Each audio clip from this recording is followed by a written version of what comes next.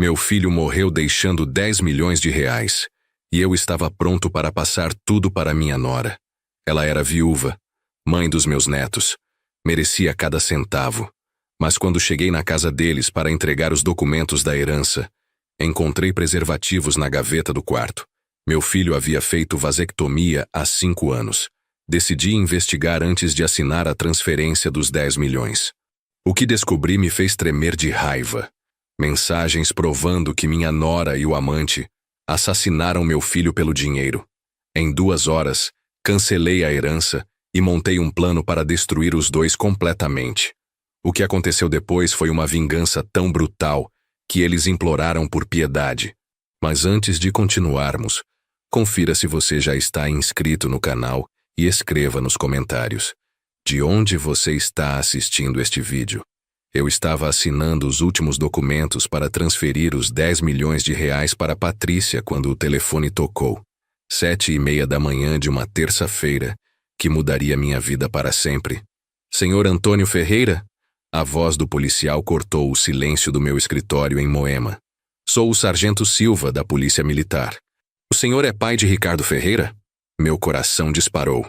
Ricardo era meu único filho, meu orgulho. Engenheiro civil de 32 anos que havia transformado minha pequena construtora em um império de 10 milhões. Casado com Patrícia há 8 anos, pai dos meus netos Miguel e Sofia. Sim, sou eu. O que aconteceu com meu filho? Senhor, lamento informar que seu filho sofreu um acidente fatal na Marginal Pinheiros por volta das 6 da manhã. O carro capotou após colidir com a mureta de proteção. O mundo desabou. Os papéis da herança escorregaram das minhas mãos, espalhando-se pelo chão do escritório. 10 milhões de reais que eu estava prestes a entregar para Patrícia, porque achava que ela merecia ser cuidada após perder o marido.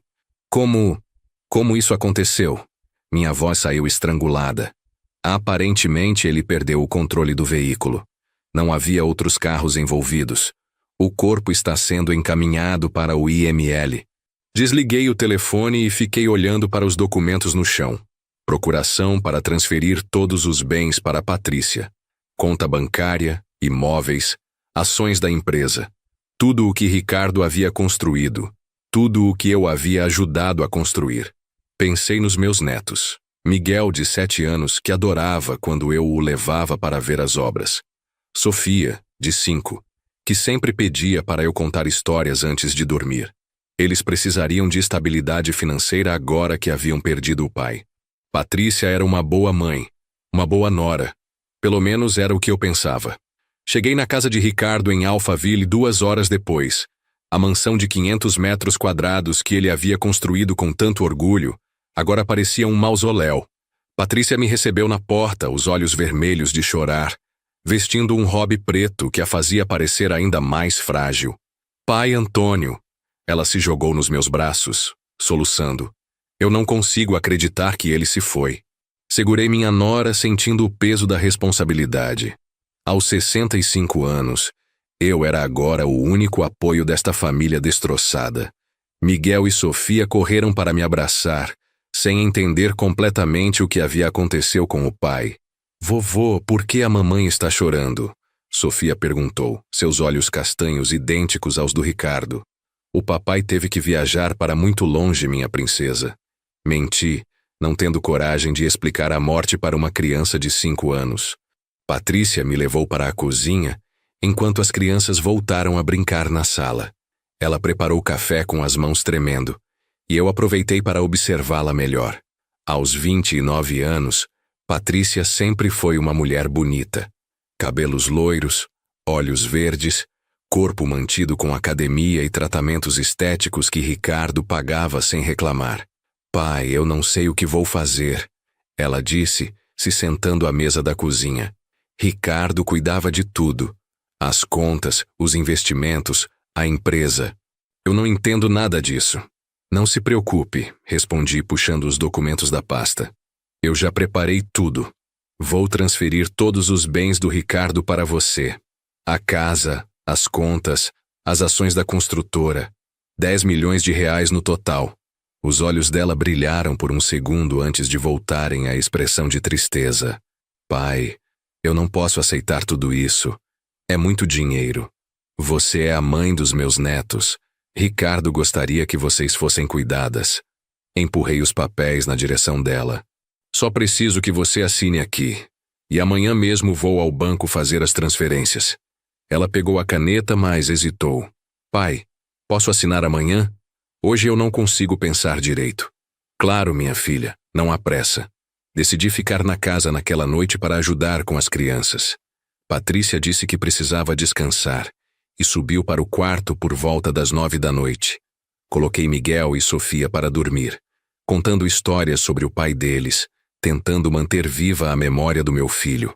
Por volta das 11 da noite, desci para pegar um copo d'água na cozinha, quando ouvi Patrícia falando ao telefone no escritório. A porta estava entreaberta e sua voz soava diferente. Não era a voz quebrada de tristeza que ela havia usado o dia todo. Não, não podemos nos ver agora, ela sussurrava. O sogro está aqui. Ele quer me dar todo o dinheiro amanhã. Meu sangue gelou. Quem era essa pessoa com quem ela não podia se encontrar? E por que ela estava falando sobre o dinheiro dessa forma? Eu sei que foi difícil, mas deu certo. Ninguém suspeita de nada. Ela continuou. Amanhã eu assino os papéis e em uma semana estamos livres. Livres? Livres de quê? Do luto? Da responsabilidade? Ou livres de algo muito pior? Subi as escadas em silêncio, minha mente trabalhando como a de um contador acostumado a encontrar discrepâncias. Alguma coisa não estava batendo. Patrícia parecia triste demais durante o dia, mas sua voz ao telefone era de alguém fazendo planos. Esperei até ter certeza de que ela estava dormindo e desci novamente. Precisava entender o que estava acontecendo antes de entregar 10 milhões de reais para alguém que talvez não merecesse. O escritório de Ricardo era organizado como o meu. Arquivos etiquetados, documentos em ordem, computador sempre ligado. Liguei o monitor e vi que ele não tinha senha. Típico do meu filho, sempre confiando demais nas pessoas. Comecei a verificar os e-mails dos últimos meses. Nada suspeito. Contas pagas em dia, projetos da construtora andando bem, conversas normais com fornecedores e clientes. Mas então encontrei algo estranho na gaveta da mesa. Uma caixa de preservativos, ainda lacrada. Meu coração disparou. Ricardo havia feito vasectomia há 5 anos, depois que Sofia nasceu. Ele e Patrícia haviam decidido que 2 filhos eram suficientes. Por que diabos haveria preservativos na mesa dele? Subi para o quarto do casal com as pernas tremendo. Patrícia dormia profundamente, provavelmente exausta pelo dia traumático. Abri a gaveta do criado mudo do lado dela com cuidado extremo. Mais preservativos. Uma caixa aberta, com várias unidades faltando. Minha nora estava traindo meu filho. A mulher para quem eu estava prestes a entregar 10 milhões de reais estava tendo um caso extraconjugal. A raiva começou a ferver no meu peito, mas forcei-me a manter a calma. Precisava de mais evidências antes de confrontá-la. Voltei para o escritório e comecei a procurar com mais atenção. Revirei gavetas, armários, procurei por qualquer coisa que pudesse explicar aquela conversa telefônica e os preservativos. Foi quando encontrei o celular antigo do Ricardo escondido atrás dos livros na estante. Um iPhone que ele havia parado de usar há alguns meses, quando comprou um modelo mais novo. Por que ele guardaria o aparelho antigo? Liguei o telefone e vi que ainda tinha bateria. Não havia senha. Comecei a verificar as mensagens, e o que encontrei me fez sentar pesadamente na cadeira. Conversas entre Ricardo e Patrícia dos últimos 3 meses. Mas não eram conversas de marido e mulher. Eram conversas de um homem desesperado descobrindo a traição da esposa. Patrícia, eu vi você saindo do motel com ele. Não adianta negar. Ricardo, por favor. Podemos conversar sobre isso em casa. Conversar? Você está me traindo há quanto tempo? Quem é esse homem? Foi só uma vez, eu estava confusa, você trabalha demais, nunca está em casa. Uma vez? Eu tenho fotos de vocês juntos em 3 ocasiões diferentes. Continuei lendo, minha raiva crescendo a cada mensagem. Meu filho havia descoberto a traição da esposa e estava tentando salvar o casamento. As mensagens mostravam um homem destruído, tentando entender como sua família havia desmoronado. Mas o pior ainda estava por vir. As mensagens mais recentes, de apenas uma semana atrás, revelaram algo que me fez tremer de horror. Patrícia, eu quero o divórcio. Vou falar com meu advogado amanhã. Ricardo, pense nas crianças. Podemos resolver isso. As crianças vão ficar comigo. Tenho todas as provas da sua infidelidade. Nenhum juiz vai dar a guarda para uma mãe adúltera. Você não pode fazer isso comigo. Posso e vou. E sobre o dinheiro você não vai ver um centavo. Tudo fica para mim e para as crianças. A última mensagem de Ricardo foi enviada na segunda-feira, um dia antes do acidente. Amanhã de manhã vou ao advogado. Prepare-se para perder tudo. Meu filho havia morrido na terça-feira de manhã, a caminho do escritório do advogado. Com as mãos tremendo, procurei no telefone por mais evidências. Encontrei fotos que Ricardo havia tirado discretamente. Patrícia entrando e saindo de um motel na Marginal Pinheiros com um homem que eu não reconhecia. Um homem alto, moreno, bem vestido, dirigindo uma BMW preta. Mas o que me deixou em choque foi encontrar mensagens entre Patrícia e esse homem no WhatsApp. Ricardo havia conseguido acesso ao telefone dela de alguma forma e havia feito capturas de tela das conversas. Rodrigo, ele descobriu tudo. Quer o divórcio e vai tentar tirar as crianças de mim. Calma, amor. Vamos pensar em uma solução. Que solução? Ele tem fotos, tem provas. Vou perder tudo. Não se ele não chegar ao advogado. O que você quer dizer com isso? Você sabe o caminho que ele faz todo dia para o escritório. Marginal Pinheiros, sempre no mesmo horário. Rodrigo, você está sugerindo o quê? Estou sugerindo que acidentes acontecem, especialmente quando alguém está dirigindo distraído, talvez depois de uma discussão em casa. Você está louco. Eu não posso fazer isso. Você pode e vai. É ele ou nós.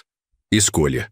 Continuei lendo as mensagens com o coração batendo tão forte que eu podia ouvi-lo no silêncio da madrugada. O plano deles estava detalhado nas conversas dos últimos dias. Patrícia, você vai provocar uma briga com ele na manhã de terça. Deixe ele nervoso, alterado. E depois? Eu vou estar esperando na Marginal. Quando ele passar no local que combinamos, vou forçar ele a perder o controle do carro. Como? Deixa comigo. Vai parecer um acidente. Carro capotado, nenhuma evidência de outro veículo envolvido. E se não der certo, vai dar. E depois você herda tudo. 10 milhões de reais, Patrícia. Pense no que podemos fazer com esse dinheiro. E as crianças? As crianças vão se acostumar. Crianças sempre se acostumam. A frieza daquela conversa me deixou nauseado. Eles haviam planejado assassinar meu filho pelo dinheiro. E eu estava prestes a entregar exatamente o que eles queriam. Procurei por mais detalhes do plano. Encontrei mensagens sobre o local exato onde o acidente aconteceria. Rodrigo havia estudado o trajeto de Ricardo. Sabia exatamente onde e quando ele passaria. Terça-feira, 6h15 da manhã. Ele sempre passa naquele trecho da Marginal, onde tem a curva fechada. Vou estar com a BMW na pista ao lado. Uma fechada rápida, ele vai tentar desviar e bater na mureta. E se alguém ver? Ninguém vai ver. Aquele horário a Marginal está vazia. E mesmo se alguém vir, vai parecer que ele perdeu o controle sozinho. Tenho medo, Rodrigo. Medo de quê? De ficar rica? De ficar livre? Seu marido ia tirar tudo de você. As crianças, o dinheiro, a casa. Agora você vai ter tudo. A última mensagem havia sido enviada na segunda-feira à noite. Amanhã de manhã nossa vida nova começa. Te amo. Também te amo. Vamos conseguir. Agora eu entendia perfeitamente a encenação de Patrícia. A viúva devastada, os olhos vermelhos de chorar, a fragilidade, a hesitação em aceitar o dinheiro. Tudo calculado para parecer natural. Ela havia provocado uma briga com Ricardo na manhã de terça-feira, exatamente como planejado. Provavelmente disse algo que o deixou furioso, alterado, dirigindo de forma imprudente. E Rodrigo estava esperando na Marginal com a BMW, pronto para executar o plano. Meu filho havia morrido acreditando que sua esposa era apenas uma adúltera. Ele nunca soube que ela era uma assassina. Fotografei todas as mensagens com meu celular. Cada conversa, cada detalhe do plano, cada evidência de que o acidente havia sido um homicídio premeditado. Depois apaguei o histórico de acesso do telefone antigo e o coloquei de volta no esconderijo. Voltei para o quarto de hóspedes, mas não consegui dormir. Fiquei deitado no escuro, planejando minha próxima jogada. Patrícia e Rodrigo achavam que haviam cometido o crime perfeito. Achavam que em algumas horas estariam 10 milhões de reais mais ricos. Eles não faziam ideia de que haviam mexido com o homem errado. 40 anos como contador me ensinaram a ser meticuloso, paciente, estratégico. Eu sabia como investigar, como reunir evidências, como construir um caso sólido. E, mais importante, eu sabia como destruir pessoas financeiramente. Patrícia e Rodrigo queriam dinheiro? Eles iam descobrir o que acontece quando se mata alguém por ganância. Às 5 da manhã, levantei e comecei a colocar meu plano em ação. Primeiro, precisava descobrir quem era Rodrigo. Depois, precisava reunir evidências suficientes para mandar os dois para a cadeia. E, finalmente, precisava garantir que eles pagassem por cada segundo de sofrimento que causaram ao meu filho. A vingança seria fria, calculada e devastadora. Às 6 da manhã, desci para a cozinha e encontrei Patrícia preparando café. Ela estava vestida com uma roupa preta simples, os cabelos presos, interpretando perfeitamente o papel da viúva enlutada. "Bom dia, pai", ela disse com voz triste. "Conseguiu dormir?" "Pouco", respondi, observando cada microexpressão do rosto dela. "Fico pensando no Ricardo, em como isso pôde acontecer." "Eu também não consigo parar de pensar." Ela suspirou, servindo o café. "Ele saiu de casa tão nervoso ontem de manhã. Tivemos uma discussão boba sobre dinheiro. Uma discussão boba." Ela estava admitindo que havia provocado a briga, exatamente como planejado. "Discussão sobre o quê?" perguntei, fingindo interesse paternal. "Bobagem. Ele disse que eu gastava demais, que precisávamos economizar. Eu fiquei chateada e falei algumas coisas que não devia." Ela limpou os olhos com um lenço. Se eu soubesse que seria nossa última conversa, a atuação era impressionante. Se eu não soubesse a verdade, estaria consolando minha pobre nora enlutada. "Patrícia, sobre os documentos que trouxe ontem." Comecei, testando sua reação. "Você tem certeza de que quer assumir todos os negócios do Ricardo? É muita responsabilidade." Os olhos dela brilharam novamente, mas ela rapidamente disfarçou. "Pai, eu preciso aprender pelas crianças. Elas merecem ter o futuro que o pai delas construiu." "Tem razão. Que tal assinarmos os papéis hoje mesmo? Assim você não precisa se preocupar com isso durante o velório." "Seria ótimo." Ela respondeu rápido demais, depois se corrigiu. "Quer dizer, se o senhor acha que é o momento certo." "Acho sim. Vou buscar os documentos no carro." Saí da casa e liguei para meu advogado, Dr. Henrique Moura, que cuidava dos meus negócios há 20 anos. "Henrique, preciso de um favor urgente. Você pode descobrir tudo sobre um homem chamado Rodrigo que dirige uma BMW preta? Provavelmente mora em São Paulo, tem entre 30 e 40 anos. Antônio, que história é essa? Aconteceu alguma coisa? Meu filho foi assassinado, Henrique. E eu preciso de evidências para provar isso." Enquanto esperava as informações sobre Rodrigo, decidi testar até onde ia a ganância de Patrícia.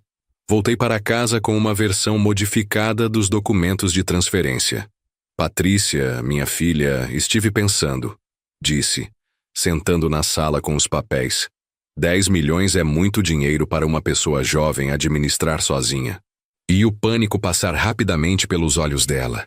"O que o senhor quer dizer, pai?" "Quero dizer que talvez seja melhor dividir a herança. Metade para você, metade em um fundo para as crianças, que elas só poderão acessar quando fizerem 18 anos. "Mas pai", ela protestou, tentando manter a voz calma. "Ricardo sempre disse que queria que eu cuidasse de tudo. Ele confiava em mim. Eu sei, mas 5 milhões ainda é muito dinheiro. Você consegue viver confortavelmente com essa quantia." A máscara quase caiu. Por um segundo vi a raiva verdadeira no rosto dela antes que voltasse a expressão de tristeza. "Pai, eu respeito sua decisão, mas acho que Ricardo gostaria que eu tivesse controle total sobre o patrimônio dele. para poder investir melhor, fazer o dinheiro crescer para as crianças. Você entende de investimentos? Perguntei, fingindo surpresa. Não muito, mas tenho um amigo que é consultor financeiro. Ele pode me ajudar. Bingo. Rodrigo não era apenas o amante.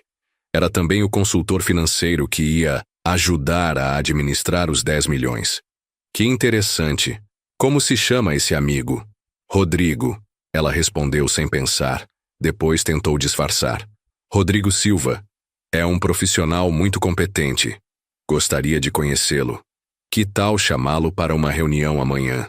Podemos discutir os investimentos juntos. O desespero passou pelos olhos dela como um relâmpago. Pai, ele está viajando a trabalho. Só volta na próxima semana. Sem problema. Podemos esperar. Guardei os documentos na pasta. Aliás, mudei de ideia sobre assinar hoje. Vamos esperar até depois do enterro. É mais respeitoso. Patrícia tentou protestar, mas eu já estava de pé. Preciso resolver algumas coisas no escritório. Volto à noite. No meu escritório, encontrei um e-mail de Dr. Henrique com informações sobre Rodrigo Silva. O homem existia mesmo. Era consultor financeiro. Tinha 35 anos e dirigia uma BMW preta. Mas o mais interessante era seu histórico. 2 falências fraudulentas nos últimos 5 anos e uma investigação por estelionato que havia sido arquivada por falta de provas. Rodrigo era um golpista profissional. E Patrícia havia caído na conversa dele, ou talvez fosse cúmplice desde o início. Liguei para um detetive particular que já havia usado em casos de fraude na minha empresa. Carlos, preciso de uma investigação completa sobre Rodrigo Silva e Patrícia Ferreira. Quero saber tudo. Onde se conheceram, há quanto tempo estão juntos, onde se encontram, tudo. Pode deixar, Antônio. Em 48 horas você terá um relatório completo. E Carlos, preciso de evidências que possam ser usadas em tribunal. Fotos, gravações, documentos. Tudo legal e admissível. Entendido. Depois liguei para meu contador pessoal. Marcos, preciso que você congele todas as contas da construtora imediatamente. Nenhuma movimentação sem minha autorização pessoal. Mas Antônio, e os pagamentos dos funcionários? As obras em andamento? Tudo continua normal, mas qualquer tentativa de acesso às contas principais deve ser bloqueada e reportada para mim imediatamente. Certo. Posso perguntar o motivo? Suspeita de fraude. Vou explicar melhor depois. O terceiro telefonema foi para meu advogado criminal, Dr. Roberto Santos. Roberto, preciso que você prepare uma denúncia por homicídio qualificado. Tenho evidências de que meu filho foi assassinado pela esposa e o amante dela. Antônio, isso é muito sério. Que tipo de evidências? Mensagens de texto detalhando o plano do assassinato, fotos dos dois juntos, histórico de infidelidade, tudo documentado. Traga tudo para meu escritório amanhã de manhã. Vamos analisar se temos material suficiente para uma acusação. Vou levar. E Roberto, quero que eles paguem pelo que fizeram. Cadeia perpétua, se possível. O velório de Ricardo foi realizado na quinta-feira, em uma das funerárias mais tradicionais de São Paulo. Centenas de pessoas compareceram. Funcionários da construtora, clientes, amigos da família, vizinhos de Alphaville. Patrícia interpretou o papel da viúva devastada com perfeição. Vestido preto elegante, véu discreto, lágrimas na medida certa. Recebia os pêsames com dignidade, segurava as crianças com carinho maternal, agradecia as condolências com voz embargada. Eu a observava de longe, impressionado com sua capacidade de atuação. Esta mulher havia planejado friamente o assassinato do próprio marido e agora chorava sobre o caixão dele, como se fosse a viúva mais dedicada do mundo. Por volta das 3 da tarde, vi um homem alto e moreno se aproximar discretamente de Patrícia. Ele não assinou o livro de presença, não cumprimentou ninguém da família, apenas trocou algumas palavras rápidas com ela e saiu. Rodrigo Silva. O assassino havia tido a audácia de aparecer no velório da própria vítima. Saí discretamente da funerária e o segui até o estacionamento. Ele entrou em uma BMW preta, exatamente como nas fotos que Ricardo havia tirado. Anotei a placa e voltei para o velório. Pai, Patrícia se aproximou de mim. Você viu aquele homem que estava falando comigo há pouco? Vi sim. Quem era? Rodrigo Silva, o consultor financeiro que mencionei. Ele veio apresentar condolências e disse que está à disposição para nos ajudar com os investimentos. Que gentil da parte dele, respondi mantendo a voz neutra. Especialmente considerando que vocês mal se conhecem. Na verdade, pai, preciso confessar uma coisa. Ela olhou ao redor para ter certeza de que ninguém estava ouvindo. Rodrigo e eu nos conhecemos há alguns meses. Ricardo o contratou para fazer uma consultoria sobre investimentos da empresa. Mentira. Eu conhecia todos os consultores que Ricardo havia contratado nos últimos anos. Entendo. E vocês desenvolveram uma amizade? Sim, uma amizade. Ele me deu alguns conselhos sobre como administrar as finanças domésticas. Ricardo trabalhava tanto que eu acabei assumindo essa responsabilidade. Cada palavra era uma mentira cuidadosamente construída. Ela estava preparando o terreno para justificar o relacionamento com Rodrigo após um período respeitoso de luto. Na sexta-feira de manhã, Carlos, o detetive particular, me ligou com as primeiras informações. Antônio, tenho novidades sobre o casal. Eles se conhecem há pelo menos 8 meses. Não alguns meses, como ela disse. Tenho fotos deles juntos desde janeiro. Que tipo de fotos? Entrando e saindo de motéis, restaurantes, shopping centers. Sempre muito discretos, mas claramente em um relacionamento íntimo. E sobre o histórico dele? Rodrigo Silva é um golpista de carteirinha. Já aplicou pelo menos 3 golpes do baú em viúvas ricas nos últimos 10 anos. O padrão é sempre o mesmo. Seduz mulheres casadas com maridos ricos, espera uma oportunidade para eliminar o marido, casa com a viúva e desaparece com o dinheiro. Meu sangue ferveu. Ele já matou antes. Não posso provar, mas 2 dos maridos anteriores morreram em circunstâncias suspeitas. Um infarto súbito aos 40 anos, outro acidente de carro. Nunca houve investigação aprofundada porque as mortes pareceram naturais ou acidentais. E as viúvas? Uma perdeu tudo em investimentos fraudulentos que ele organizou. A outra desapareceu junto com ele e nunca mais foi vista. Provavelmente está morta também. Rodrigo não era apenas um golpista. Era um assassino em série que usava mulheres para chegar ao dinheiro dos maridos. E Patrícia havia se tornado a próxima vítima dele, sem saber que também seria descartada assim que ele colocasse as mãos nos 10 milhões. Carlos, preciso de evidências concretas ligando eles ao assassinato do meu filho. Já estou trabalhando nisso. Consegui acesso aos registros de celular de ambos. Na manhã do acidente, os telefones deles estavam na mesma região da Marginal Pinheiros onde Ricardo morreu. Isso prova que eles estavam lá? Prova que os telefones estavam lá, mas, junto com as mensagens que você encontrou, começa a formar um quadro convincente. Continue investigando. Preciso de tudo que conseguir. Antônio, posso sugerir uma coisa? Deixe eles se sentirem seguros por mais alguns dias. Pessoas confiantes cometem erros. E quando cometerem, estarei lá para documentar. No sábado, voltei à casa de Alphaville para almoçar com Patrícia e as crianças. Ela havia preparado o prato favorito de Ricardo, feijoada, em homenagem ao pai deles, como explicou para Miguel e Sofia. Pai, ela disse enquanto as crianças brincavam no quintal. Estive pensando sobre nossa conversa de quarta-feira, sobre dividir a herança. E o que concluiu? Acho que o senhor tem razão. 5 milhões é muito dinheiro para mim. Talvez seja melhor mesmo guardar o resto para as crianças. Interessante. Ela estava mudando de estratégia, provavelmente seguindo conselhos de Rodrigo. Aceitar menos dinheiro para não levantar suspeitas. Fico feliz que tenha chegado a essa conclusão, respondi. Mostra que você realmente quer o melhor para Miguel e Sofia.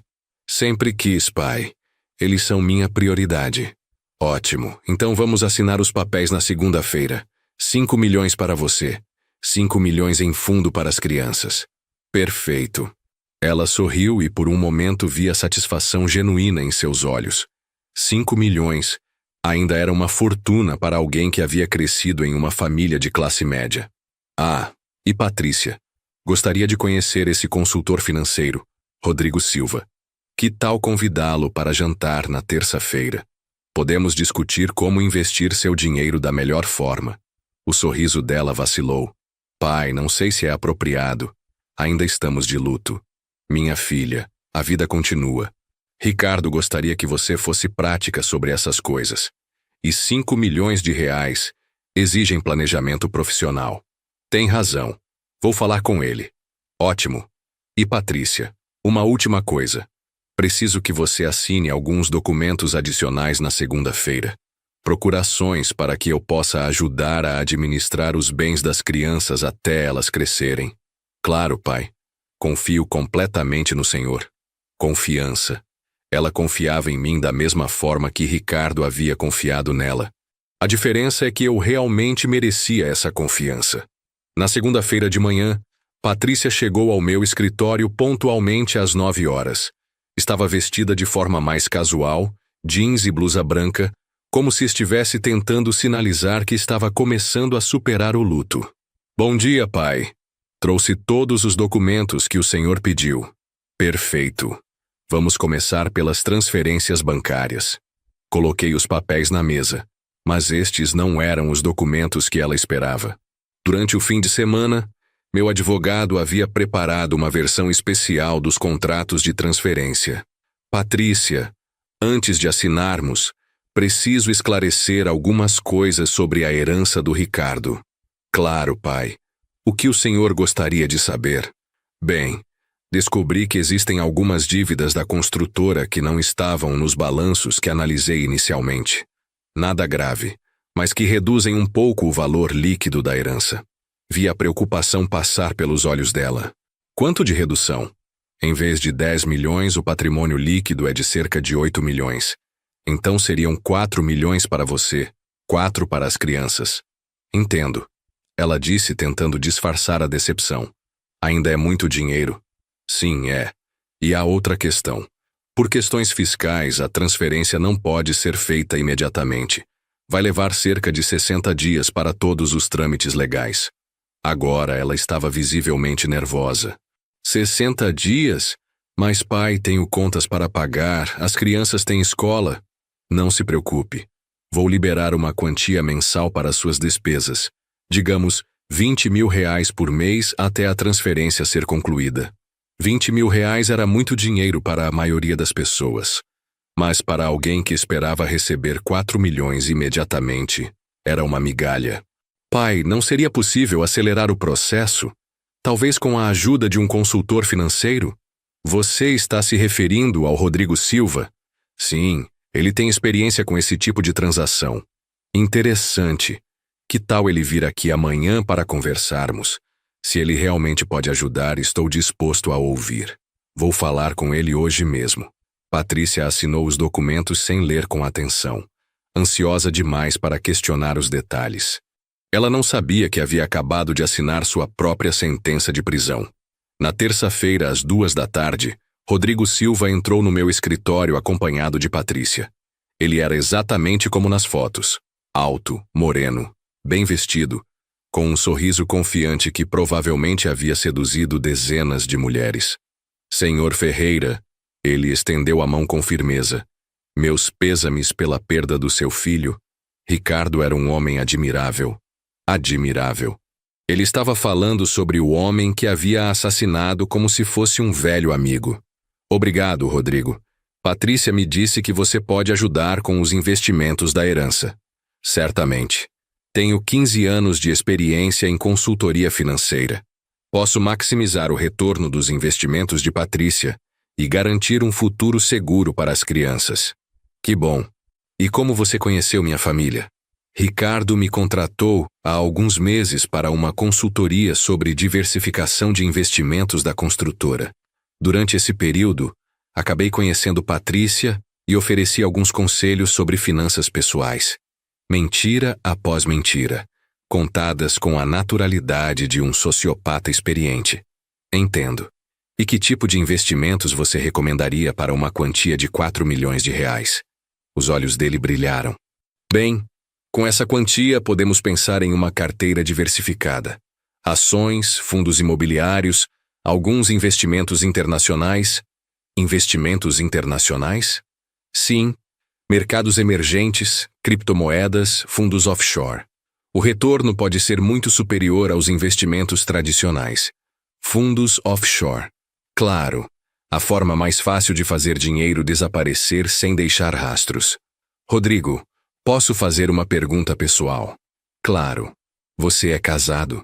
Ele hesitou por uma fração de segundo. Sou divorciado há 3 anos. Filhos? Não tenho filhos. Que pena. Família é tudo na vida. Eu, por exemplo, faria qualquer coisa para proteger meu filho. Olhei diretamente nos olhos dele.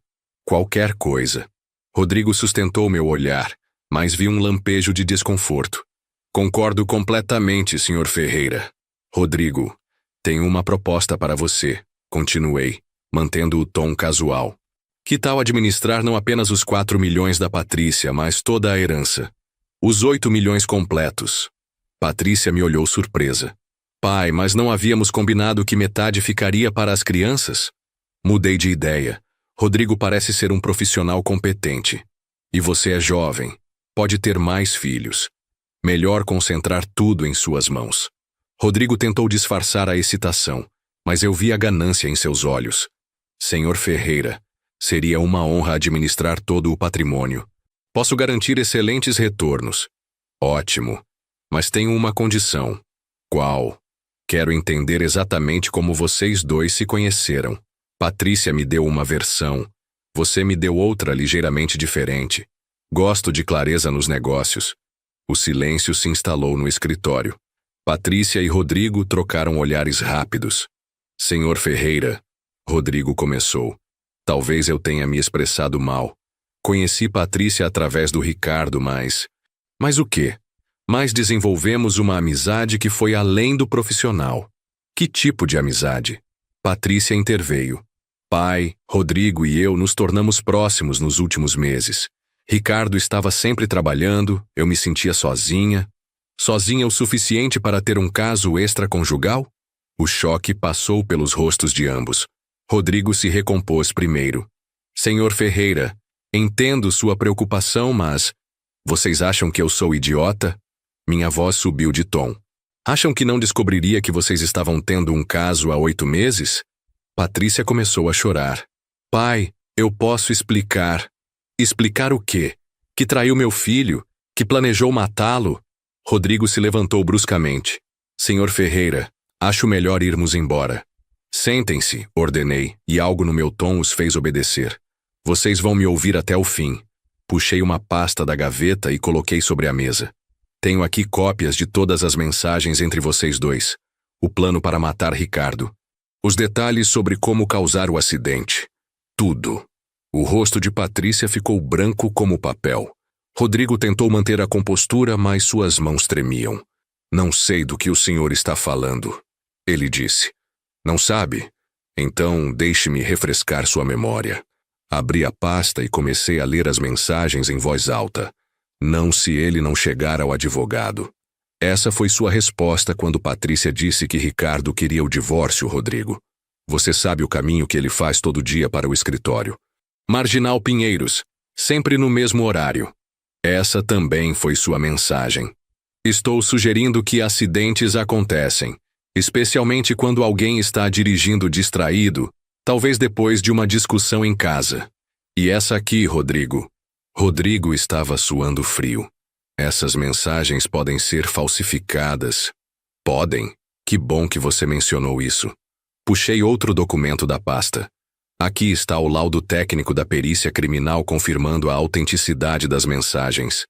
Data, horário, localização dos celulares. Tudo batendo perfeitamente. Patrícia desabou em lágrimas. Pai, por favor, deixe-me explicar. Explicar o quê? Como vocês planejaram assassinar meu filho por dinheiro? Como você provocou uma briga com ele na manhã de terça-feira para deixá-lo alterado? Como Rodrigo estava esperando na marginal com a BMW para forçar o acidente? Não foi assim. Ela soluçou. Não foi assim como? Vocês não planejaram, não executaram?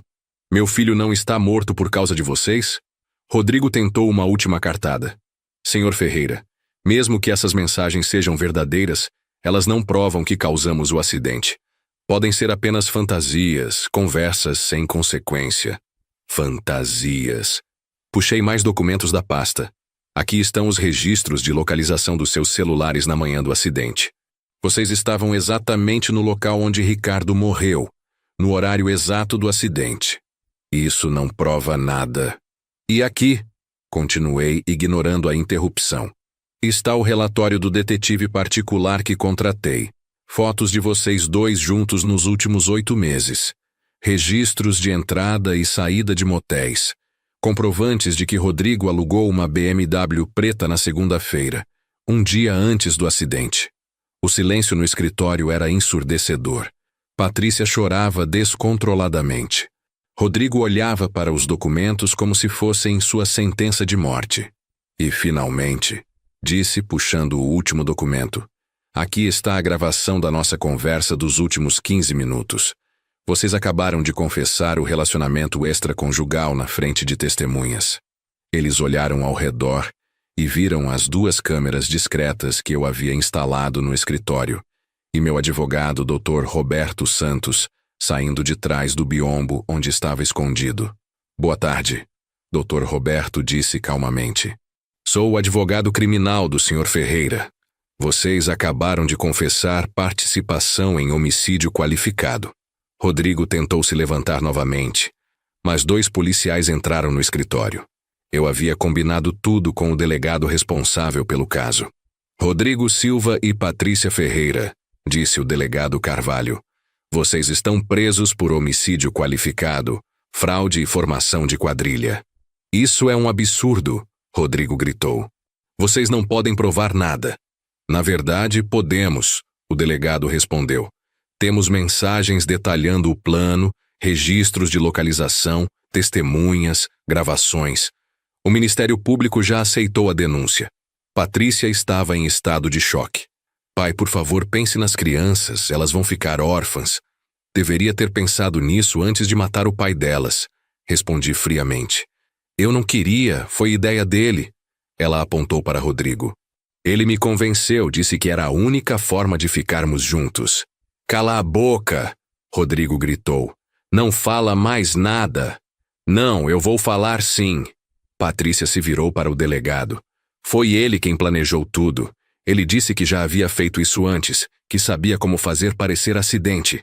Patrícia! Rodrigo tentou se aproximar dela, mas os policiais o seguraram. Ele me disse que se eu não ajudasse, ele contaria para Ricardo sobre nosso caso. E eu perderia tudo mesmo. Disse que era melhor ficar viúva rica do que divorciada pobre. Você está mentindo, Rodrigo berrou. Estou mentindo? Então explica às outras mulheres. Explica a Márcia, que morreu depois que o marido dela teve um infarto súbito. Explica a Sandra, que desapareceu depois que você roubou todo o dinheiro dela. O delegado anotava tudo. Cada palavra de Patrícia estava sendo usada para construir um caso ainda mais sólido contra Rodrigo. Senhor Ferreira, o delegado se dirigiu a mim. O senhor gostaria de acompanhar a prisão? Não, já vi o suficiente. Enquanto os policiais levavam Patrícia e Rodrigo algemados, ela se virou para mim uma última vez. Pai, eu sinto muito. Eu amava Ricardo. Eu juro que amava. Se você amasse meu filho, respondi, ele ainda estaria vivo. Nos dias seguintes, o caso ganhou destaque na mídia. Viúva e amante planejam assassinato por herança de 10 milhões de reais. Foi manchete em todos os jornais de São Paulo. A investigação revelou que Rodrigo Silva era ainda pior do que imaginávamos. Além das 2 mortes suspeitas que já conhecíamos, a polícia encontrou evidências de pelo menos mais 3 casos similares em outros estados. Patrícia, tentando reduzir sua pena, colaborou com a investigação e revelou detalhes sobre o modus operandi de Rodrigo. Ele procurava mulheres casadas com maridos ricos, seduzia-as, descobria detalhes sobre o patrimônio da família e então planejava a eliminação do marido. Ele me disse que eu era especial. Patrícia confessou ao delegado durante um dos interrogatórios. Disse que, diferente das outras, eu seria sua parceira para sempre. Que íamos viajar o mundo com o dinheiro da herança. Claro que ela não seria parceira para sempre. Assim que Rodrigo colocasse as mãos nos 10 milhões, Patrícia teria o mesmo destino das outras: desaparecimento ou morte acidental. O advogado de defesa de Patrícia tentou alegar que ela havia sido manipulada, que era vítima de um golpista experiente, mas as mensagens mostravam claramente que ela havia participado ativamente do planejamento. Ele vai sair nervoso de casa, vai dirigir alterado. O promotor leu durante a audiência. Essas são palavras de alguém que sabia exatamente o que estava fazendo. Rodrigo, por sua vez, tentou jogar toda a culpa em Patrícia. Alegou que ela havia planejado tudo sozinha e o havia chantageado para participar. Ela disse que se eu não ajudasse, contaria para o marido sobre nosso caso e eu perderia meu emprego como consultor da empresa dele. Mentiu descaradamente. Mas as evidências eram irrefutáveis. As mensagens mostravam claramente quem havia idealizado o plano e quem havia executado. O julgamento começou 6 meses depois da prisão. Eu estava presente em todas as audiências, sentado na primeira fila, olhando diretamente nos olhos dos assassinos do meu filho. O promotor, Dr. Fernando Almeida, construiu um caso sólido baseado nas evidências que eu havia reunido. Senhores jurados, ele disse em seu discurso final, este não foi um crime passional. Foi um assassinato frio, calculado, motivado pela ganância mais pura. Os réus planejaram cada detalhe durante semanas. Eles estudaram a rotina da vítima, escolheram o local ideal para o crime, provocaram uma discussão para alterar o estado emocional de Ricardo Ferreira e então executaram o plano com precisão cirúrgica. Rodrigo Silva é um predador que já matou antes e mataria novamente. Patrícia Ferreira traiu a confiança do marido da forma mais brutal possível, tirando sua vida. A defesa tentou argumentar que não havia provas físicas do crime, apenas evidências circunstanciais. Mensagens de texto podem ser interpretadas de várias formas, argumentou o advogado de Rodrigo. Meu cliente pode ter estado fantasiando, desabafando, mas isso não significa que tenha cometido homicídio. Mas o promotor rebateu. As mensagens não são fantasias quando combinadas com registros de localização, aluguel de veículo, histórico criminal do réu e confissões gravadas. Durante seu depoimento, Patrícia tentou despertar piedade do júri. Eu era uma mulher perdida, confusa, manipulada por um homem experiente em enganar mulheres. Ela chorou no banco dos réus. Nunca imaginei que chegaria a esse ponto. Mas chegou, o promotor retrucou. E quando chegou, a senhora escolheu o dinheiro em vez da vida do seu marido. Rodrigo manteve-se em silêncio durante a maior parte do julgamento, apenas negando as acusações quando questionado diretamente. Após 3 dias de julgamento, o júri se retirou para deliberar. 2 horas depois, voltaram com o veredicto. Quanto ao réu Rodrigo Silva, o presidente do júri leu, por unanimidade culpado de homicídio qualificado, fraude e formação de quadrilha. Quanto à ré Patrícia Ferreira, por unanimidade, culpada de homicídio qualificado e fraude. O juiz aplicou as penas. Rodrigo Silva, 30 anos de prisão em regime fechado. Patrícia Ferreira, 25 anos de prisão em regime fechado. Os crimes cometidos pelos réus, disse o juiz durante a leitura da sentença, demonstram frieza, premeditação e total desprezo pela vida humana. A sociedade precisa ser protegida de indivíduos capazes de tamanha crueldade. Patrícia desabou em lágrimas quando ouviu a sentença. Rodrigo permaneceu impassível, como se já esperasse esse resultado. Quando os policiais os levaram algemados, Patrícia gritou: "Pai, por favor, cuide das minhas crianças. Elas são inocentes." Eu não respondi. Ela havia perdido o direito de ser chamada de mãe, no momento em que decidiu matar o pai dos próprios filhos. Saí do tribunal com uma sensação de justiça cumprida, mas também de vazio. Meu filho estava morto, e nenhuma sentença poderia trazê-lo de volta.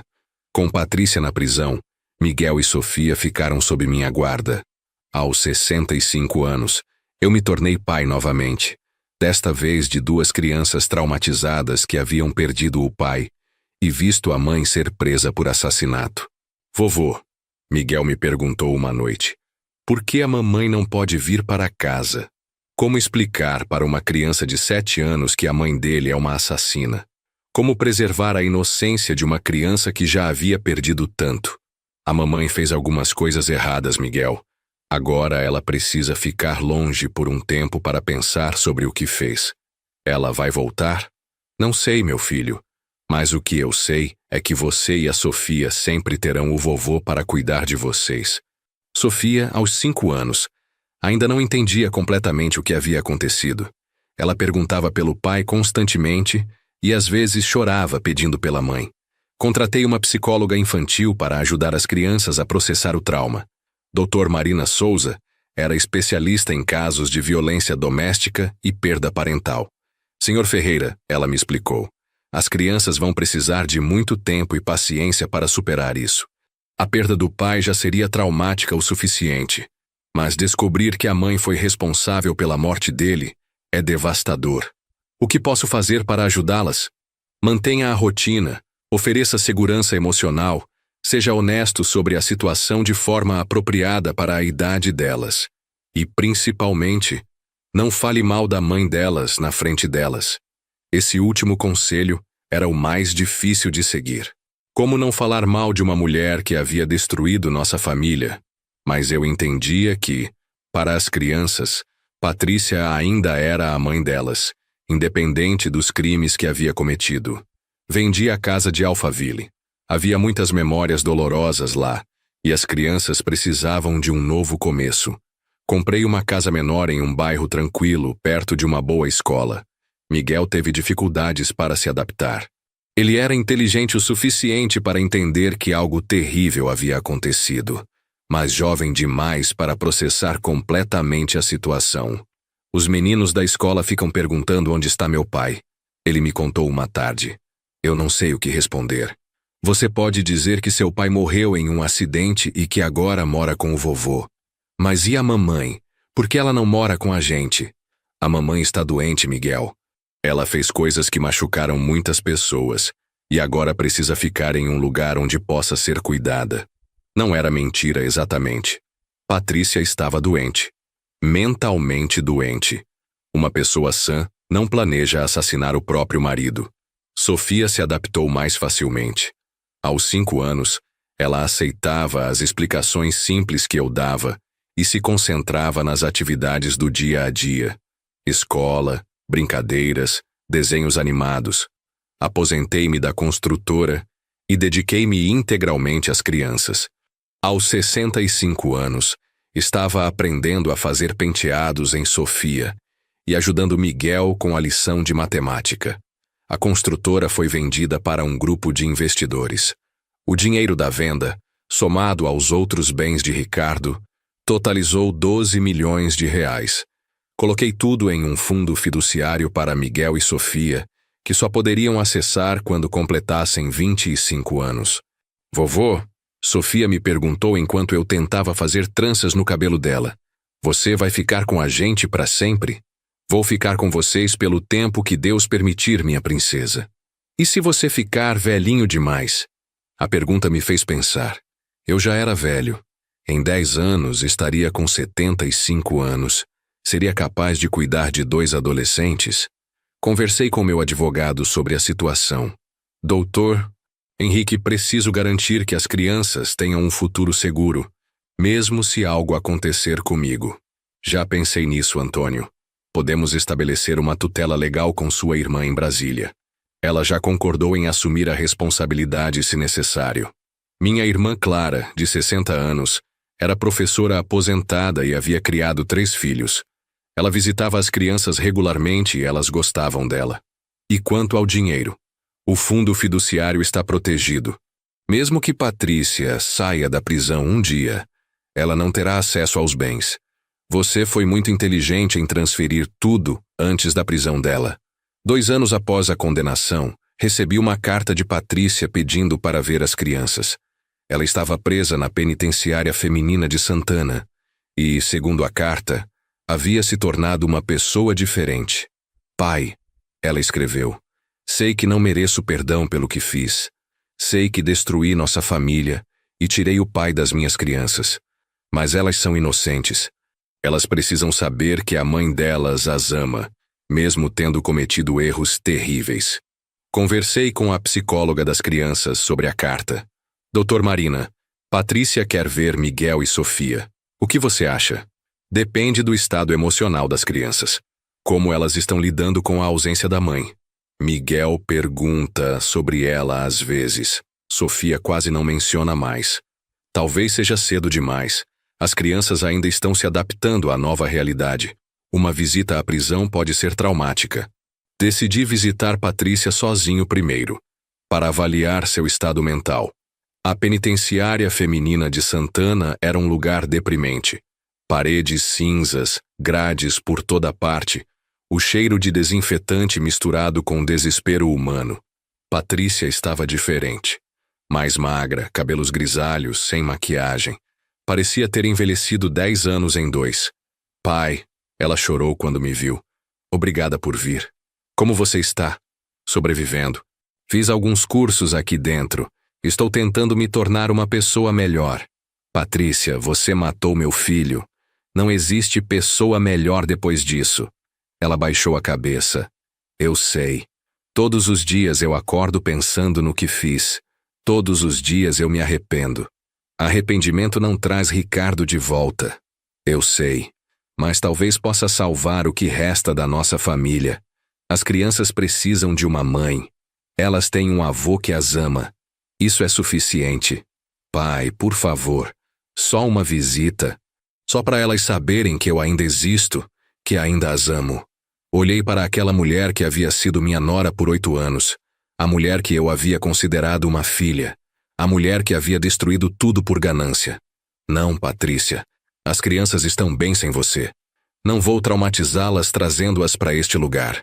Miguel completou 10 anos e Sofia 8. Eles haviam se adaptado à vida comigo, mas ainda carregavam as cicatrizes do trauma. Miguel se tornou uma criança séria, responsável além da idade. Ele cuidava da irmã como um pequeno adulto, sempre preocupado em protegê-la. Vovô, ele me disse uma noite. Eu lembro do dia que a mamãe foi embora. Ela estava chorando muito. Você se lembra daquele dia? Lembro. Tinha muitos policiais na nossa casa. A mamãe disse que ia viajar, mas nunca voltou. Eu havia tentado proteger as crianças dos detalhes mais sórdidos, mas Miguel era inteligente. Ele sabia que algo terrível havia acontecido. Miguel, quando você crescer um pouco mais, vou explicar tudo o que aconteceu. Por enquanto só precisa saber que você e Sofia estão seguros comigo.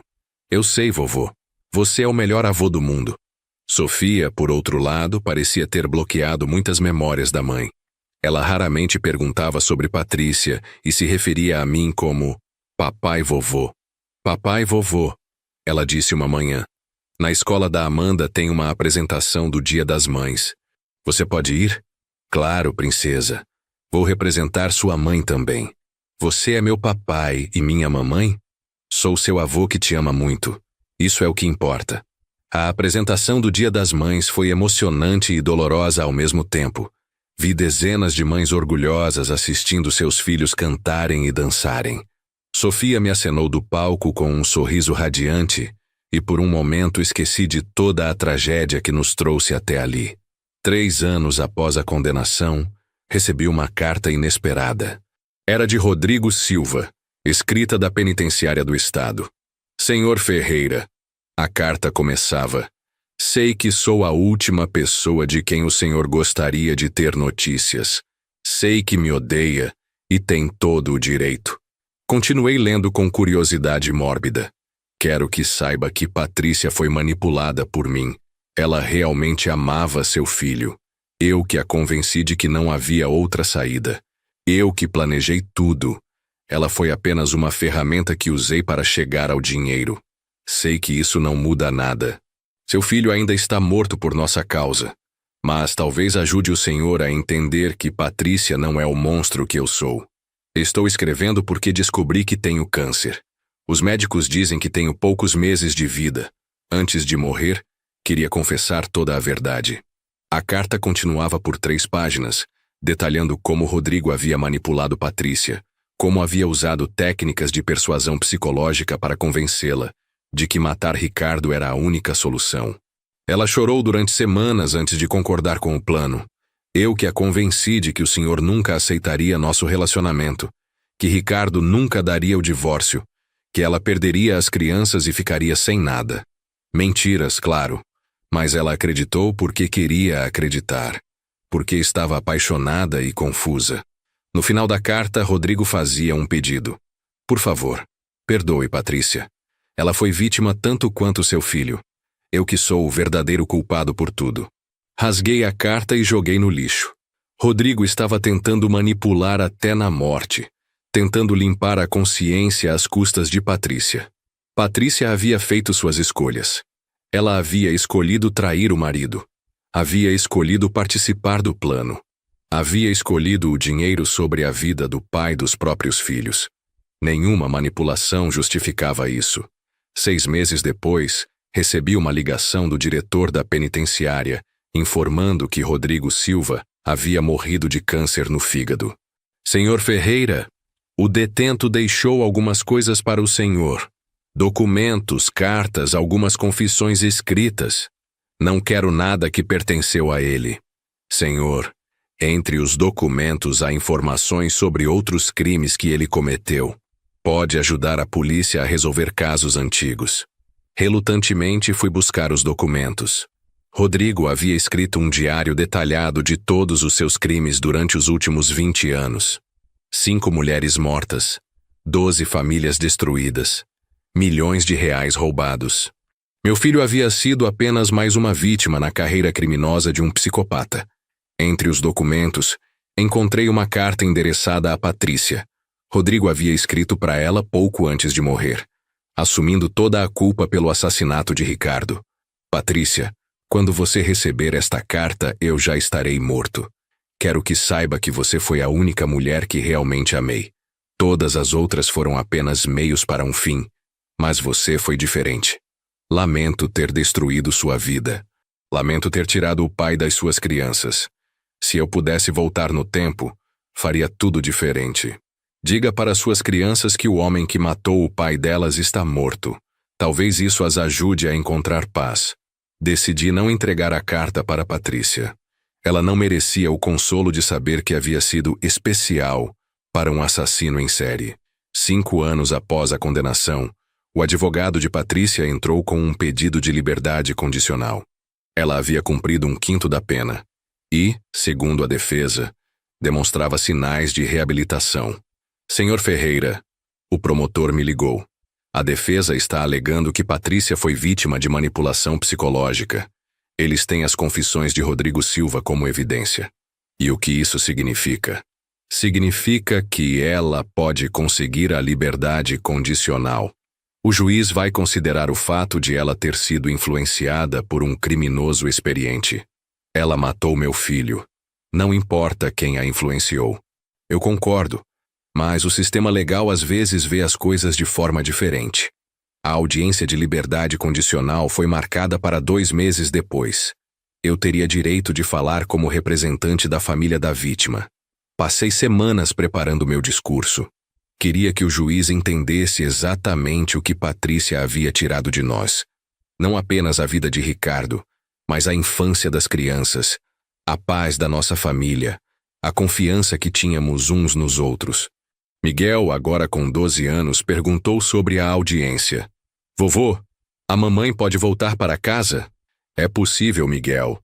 Como você se sente sobre isso? Ele ficou em silêncio por um longo tempo. Eu não sei se quero vê-la. Às vezes eu sinto saudade, mas também fico com raiva. Raiva por quê? Porque ela fez o papai ir embora.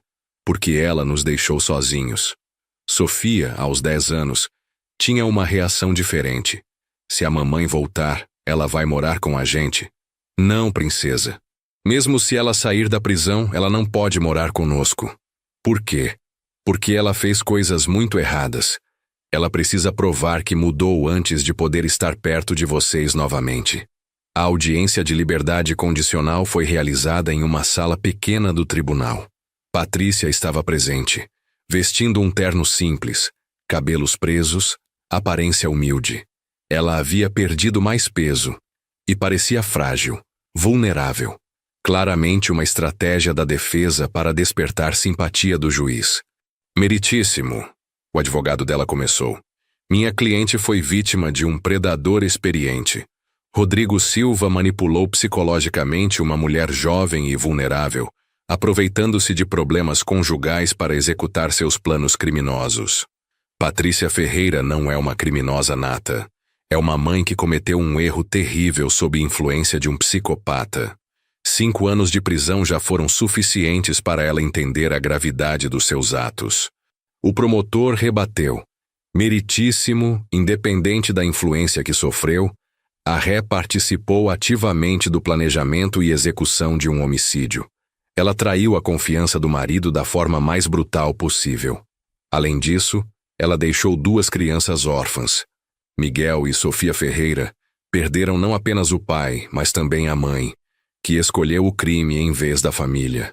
Quando chegou minha vez de falar, levantei-me e olhei diretamente para Patrícia. Meritíssimo, há 5 anos eu estava preparado para dar 10 milhões de reais para esta mulher. Eu a considerava uma filha, confiava nela completamente. Descobri que ela havia traído meu filho, planejado sua morte e executado o plano com frieza calculada. Não foi um crime passional. Foi um assassinato premeditado motivado pela ganância. Hoje meus netos vivem comigo. Miguel, de 12 anos, tem pesadelos sobre o dia em que a mãe foi presa. Sofia, de 10 anos, mal se lembra da mãe. Eles perderam a infância por causa das escolhas dela. Patrícia pode ter sido influenciada por Rodrigo Silva, mas ela fez suas próprias escolhas. Escolheu trair, escolheu mentir, escolheu matar. Essas escolhas têm consequências. Patrícia chorava silenciosamente enquanto eu falava. Meritíssimo, peço que a senhora mantenha esta mulher na prisão pelo tempo integral da sentença. Minha família precisa de tempo para se curar.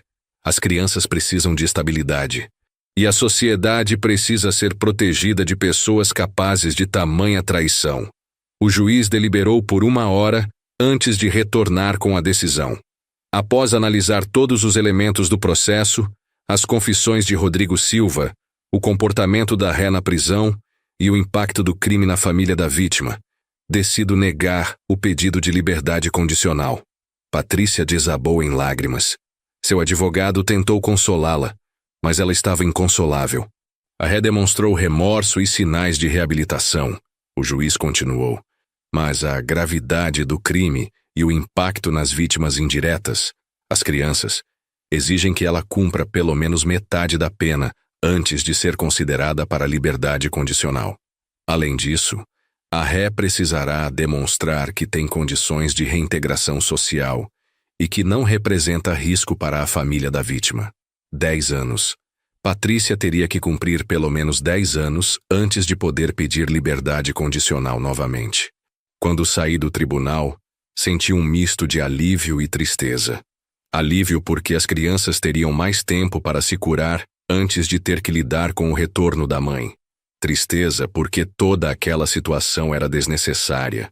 Se Patrícia tivesse sido honesta desde o início, se tivesse pedido o divórcio em vez de planejar um assassinato, tudo seria diferente. Ricardo estaria vivo.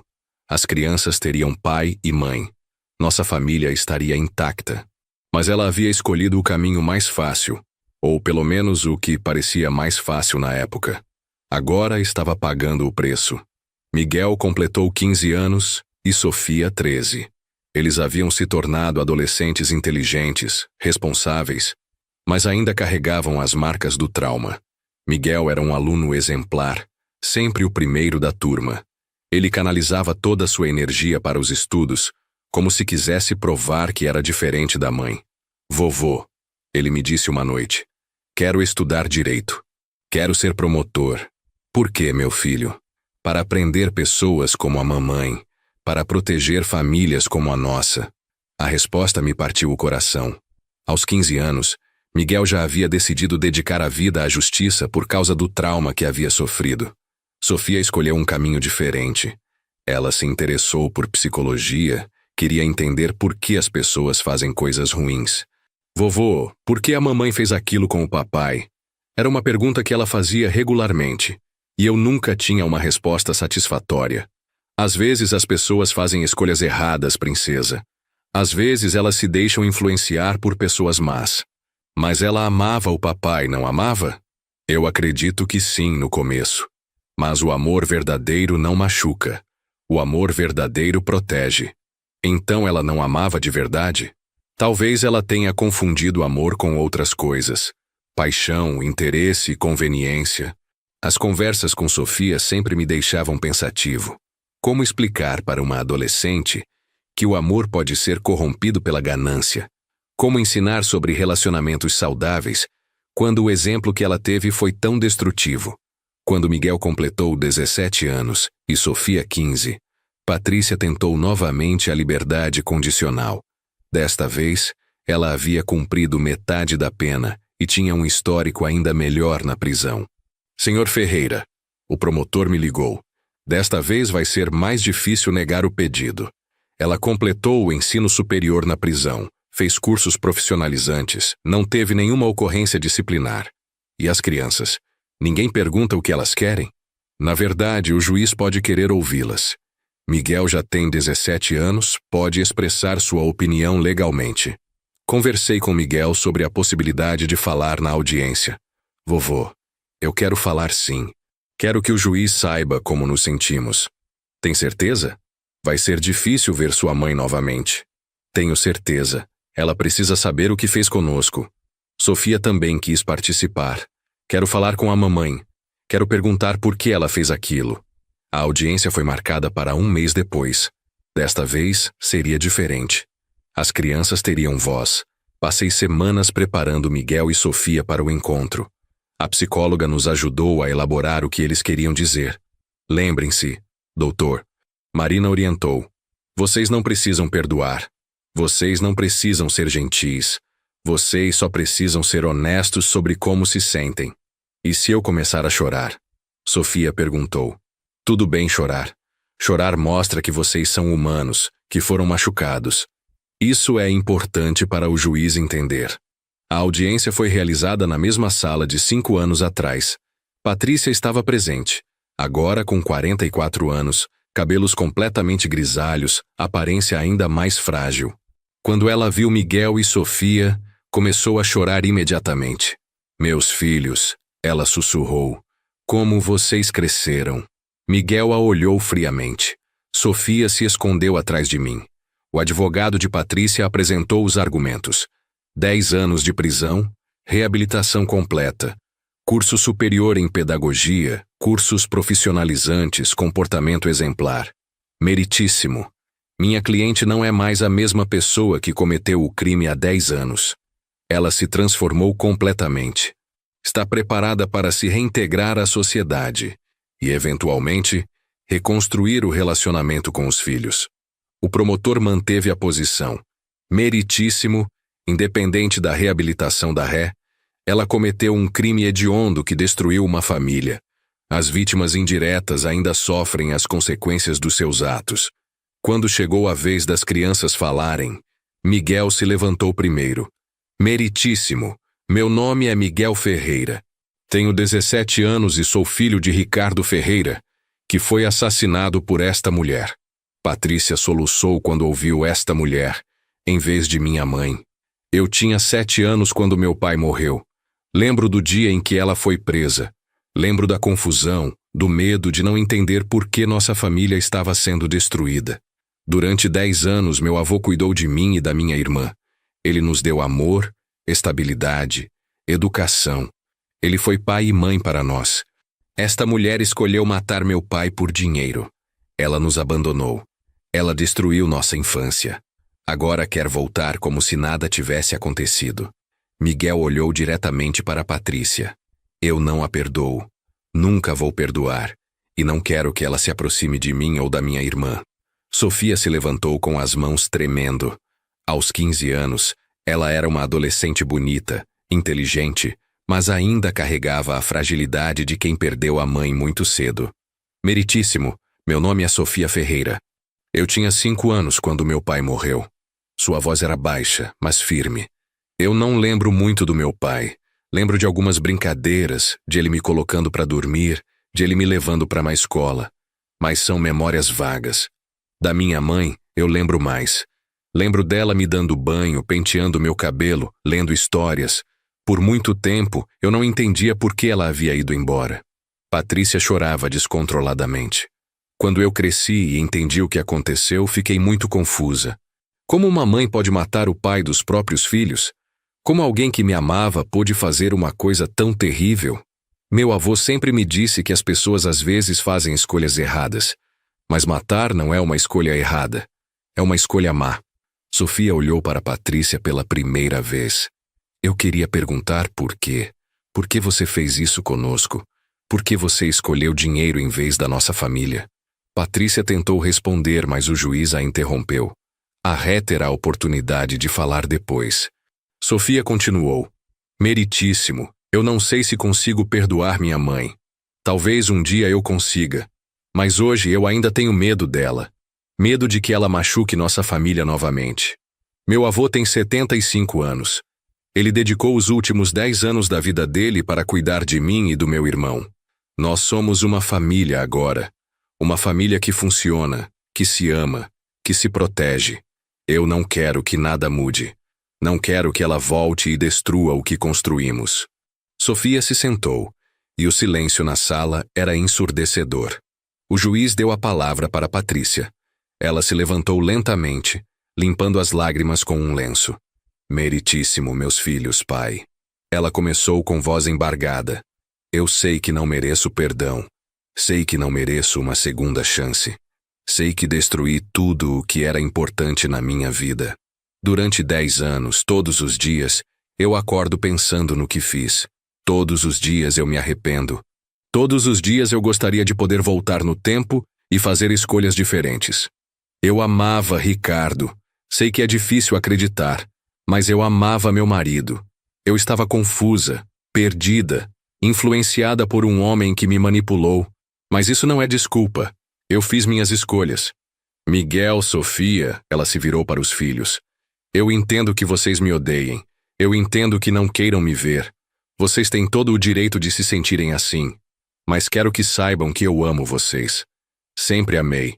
Mesmo tendo feito a pior coisa que uma mãe pode fazer, meu amor por vocês nunca mudou. Miguel revirou os olhos. Sofia manteve a expressão neutra. Pai, ela se dirigiu a mim. Obrigada por cuidar dos meus filhos. Obrigada por ser o pai que eles precisavam quando eu falhei como mãe. Meritíssimo, eu não estou pedindo para voltar para a vida dos meus filhos. Sei que isso não é possível agora. Talvez nunca seja. Estou pedindo apenas uma chance de reconstruir minha vida, de tentar fazer algo de bom com o tempo que me resta. Se o Senhor me conceder a liberdade condicional, prometo que vou respeitar a decisão dos meus filhos. Se eles não quiserem me ver, eu vou aceitar. Se eles quiserem manter distância, eu vou respeitar. Só quero a chance de viver com dignidade, de trabalhar, de talvez um dia poder pedir perdão de forma adequada. O juiz deliberou por 2 horas desta vez. Quando retornou, sua expressão era séria. Este é um caso extremamente complexo. Ele começou. Por um lado, temos uma Ré que demonstrou reabilitação exemplar durante 10 anos de prisão. Por outro lado, temos vítimas indiretas que ainda sofrem as consequências do crime. A Ré cometeu um crime hediondo, mas também foi vítima de manipulação por parte de um criminoso experiente. Ela demonstrou remorso genuíno e transformação pessoal. Meu coração disparou. Ele ia conceder a liberdade condicional.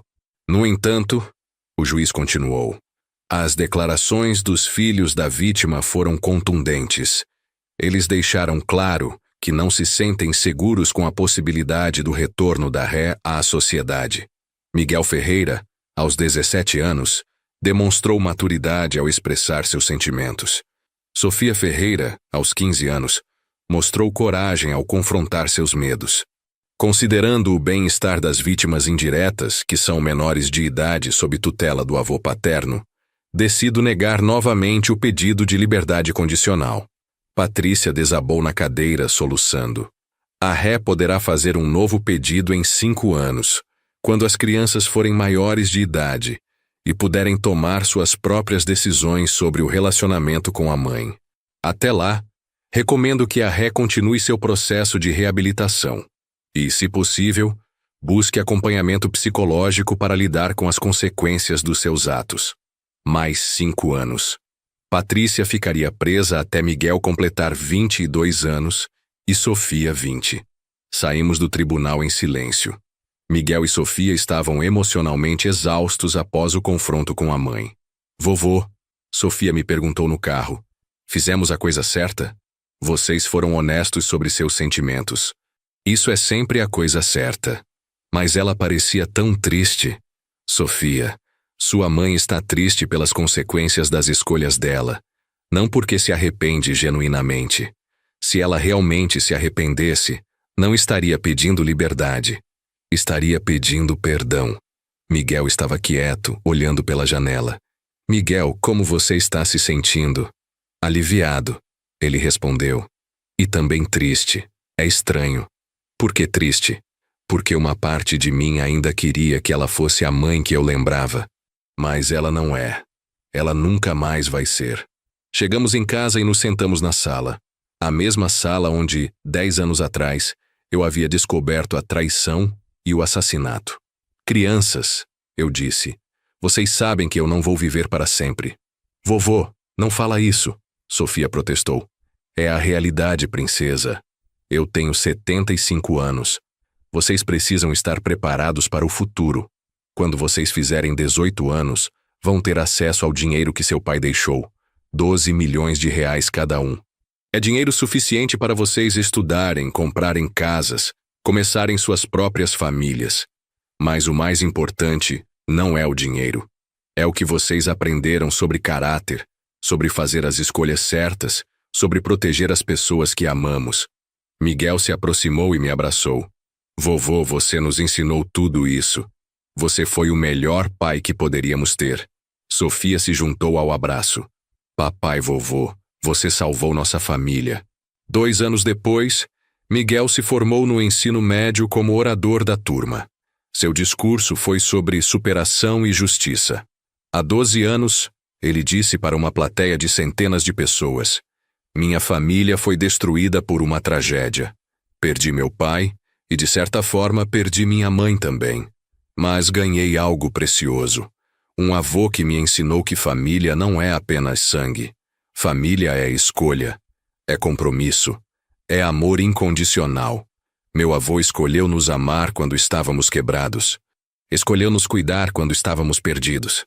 Escolheu nos proteger quando estávamos vulneráveis. Hoje, aos 18 anos, escolho seguir o exemplo dele. Escolho dedicar minha vida à justiça, para que outras famílias não passem pelo que passamos. Eu estava na primeira fila, chorando de orgulho. Miguel havia se tornado um homem íntegro, forte, compassivo. Tudo o que Ricardo gostaria que ele fosse. Sofia, aos 16 anos, também estava se destacando.